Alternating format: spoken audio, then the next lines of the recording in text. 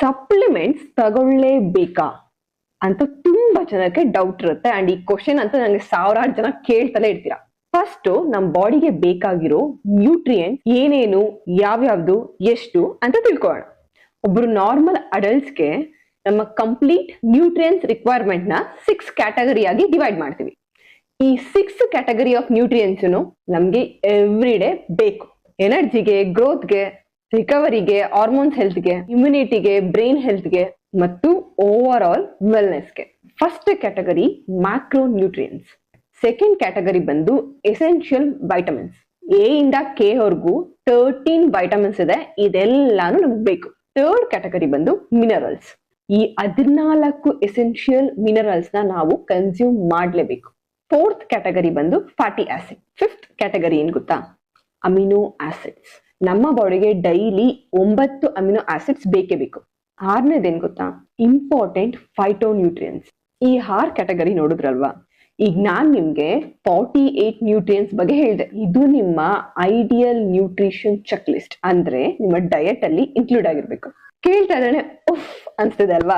ಈ ನ್ಯೂಟ್ರಿಯೆಂಟ್ ನ ನಮ್ಮ ಬಾಡಿಗೆ ಕೊಡ್ದೇನೆ ಡಿಫಿಷಿಯನ್ಸಿ ಯಾವಾಗ ಮಾಡ್ಕೋತೀವೋ ದಿನ ಪೂರ್ತಿ ಸುಸ್ತಾಗೋದು, ಏರ್ ಫಾಲು, ಸ್ಕಿನ್ ಕ್ವಾಲಿಟಿ ಕಡಿಮೆ ಆಗೋದು, ನೇಲ್ಸ್ ವೀಕ್ ಆಗೋದು, ಆಂಗ್ಸೈಟಿ, ಸ್ಟ್ರೆಸ್, ಬ್ರೈನ್ ಫಾಗ್ ಆಗೋದು, ಲೋ ಇಮ್ಯುನಿಟಿ, ಡೈಜೆಸ್ಟಿವ್ ಇಶ್ಯೂಸ್ ಬರೋದು.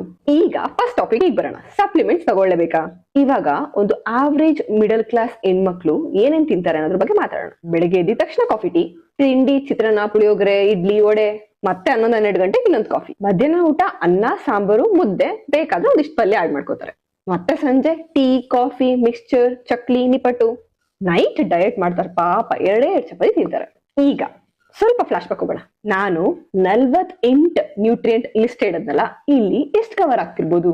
ಇದು ನಿಮ್ಮ ಐಡಿಯಲ್ ನ್ಯೂಟ್ರಿಷನ್ ಚೆಕ್ ಲಿಸ್ಟ್, ಅಂದ್ರೆ ನಿಮ್ಮ ಡಯಟ್ ಅಲ್ಲಿ ಇನ್ಕ್ಲೂಡ್ ಆಗಿರ್ಬೇಕು. ನಾನು ಹೇಳಿರೋ ಲಿಸ್ಟ್ ಅಲ್ಲಿ ಇವ್ರು ತಗೊಂಡಿರೋ ಫುಡ್ ಅಲ್ಲಿ ಬರೀ 16 ಕವರ್ ಆಗ್ತಿರ್ಬೋದು ಅಷ್ಟೇ. ಅದ್ರಲ್ಲೂ 16 ನಮ್ ಬಾಡಿಗೆ ಬೇಕಾಗಿರೋ ಪರ್ಸೆಂಟೇಜ್ ಅಲ್ಲಿ ಬಂತೋ ಇಲ್ವೋ ಅದು ಡೌಟ್. ಅದೇ ಕಾರಣಕ್ಕೆ ನಿಮ್ಗೆ ಡಿಫಿಷಿಯನ್ಸಿ ಆಗಿ ರೋಗಗಳು ಬರೋದು. ಇದೇ ಕಾರಣಕ್ಕೆ ಹೆಲ್ತ್ ಕೇರ್ ಅಲ್ಲಿ ಫುಡ್ ಸಪ್ಲಿಮೆಂಟ್ಸ್ ನ ಸಜೆಸ್ಟ್ ಮಾಡೋದು. ಡಾಕ್ಟರ್ಸ್ ಬಂದು ಡಿಫಿಷಿಯನ್ಸಿ ಆದ್ಮೇಲೆ ಹೇಳ್ತಾರೆ. ಡಿಫಿಷಿಯನ್ಸಿಗೂ ಮುಂಚೆ ನಿಮ್ಮ ಕೋಚ್ಗಳು ಪಾಪ ಹೇಳಿರ್ತಾರೆ.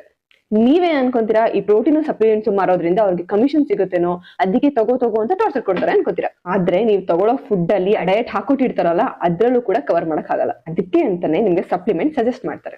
ಇದ್ರಿಂದ ನಿಮ್ಮ ಎಲ್ಲಾ ನ್ಯೂಟ್ರಿಯೆಂಟ್ ರಿಕ್ವೈರ್ಮೆಂಟ್ ಕವರ್ ಆಗತ್ತೆ. ಕವರ್ ಆದ್ರೆ ಏನಾಗುತ್ತೆ? ನಿಮ್ಮ ಬಾಡಿ ನೀವು ಮಾಡ್ತಿರೋ ವರ್ಕೌಟ್ಗೆ ಸಪೋರ್ಟ್ ಮಾಡುತ್ತೆ, ಅವಾಗ ರಿಸಲ್ಟ್ ಬರುತ್ತೆ. ಅದಕ್ಕೆ ಫುಡ್ ಸಪ್ಲಿಮೆಂಟ್ ಇಂಪಾರ್ಟೆಂಟ್